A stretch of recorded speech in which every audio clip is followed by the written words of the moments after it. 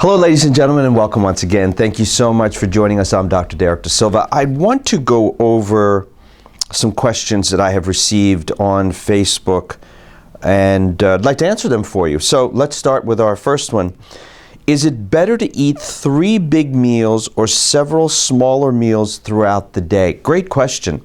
You know, it depends on what you're trying to achieve. And let me just back up here and answer it this way.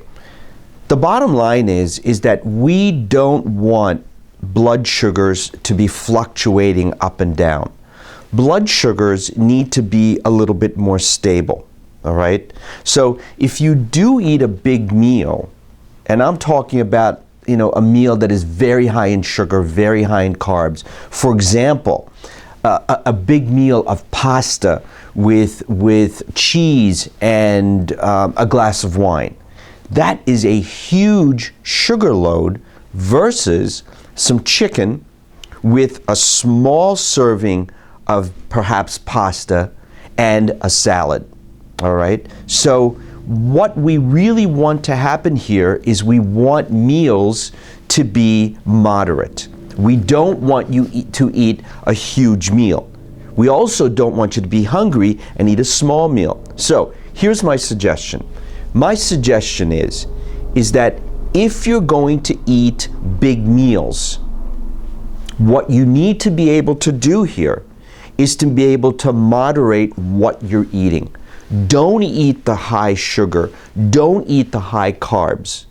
Eat meals that are moderate carbs, moderate protein, and be careful with how you do it. So, for example, for breakfast, 2 eggs, and if you need to throw some vegetables in there, small piece of toast, you know, rye toast. I'm okay with that. In between, you can have a protein bar or a protein shake. You have some protein and some vegetables for lunch. In between, you could perhaps have some nuts or a piece of fruit. And at the end of the day, what you could do is, again, you can have some fish, you can have some chicken with a nice salad, all right? So what you're trying to achieve here is moderation of blood sugar. We don't want the spikes, because when you spike your blood sugar, what happens is your body produces insulin. And when your body produces insulin, insulin builds fat. Insulin is what is called a lipogenic substance. So every time your insulin spikes or your insulin goes up, what happens is that your body starts to build fat. We want the moderation of the blood sugar versus the spikes, all right? So pay attention to what you're eating. What I tell people, conscious living and conscious eating. Thank you so much for that question.